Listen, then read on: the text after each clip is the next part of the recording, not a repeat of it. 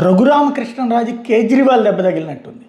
కేజ్రీవాల్ మొన్న లిక్కర్ కేసుకు సంబంధించి జడ్జి గారిని నేను ఆ జడ్జి గారి వాదనలో జడ్జి గారి ఎదురుగుండా నేను వాదనలు వినిపించను, దానికి నా అభ్యంతరం ఉంది, నేనే కోర్టులో చెప్తానంటే జడ్జి గారు ఒప్పుకున్నారు. కేజ్రీవాల్ అది విమర్శించాడు.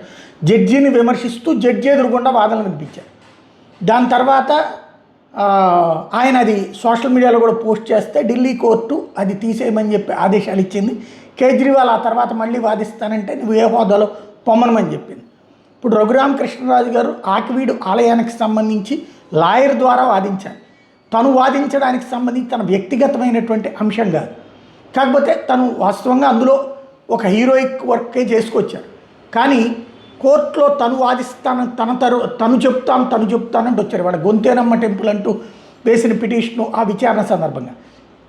ఇదే టైంలో న్యాయస్థానంలో నేను నా వాదన వినండి అని చెప్తే కోర్టు దానికి నిరాకరించింది. ఏ హోదాలో చేస్తారంటూ ఆగ్రహం వ్యక్తం చేసింది.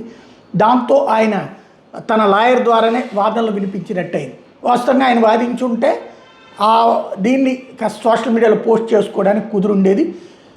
ఇప్పుడు కోర్టులు కాస్త వెనక ముందు ఆలోచిస్తున్నాయి.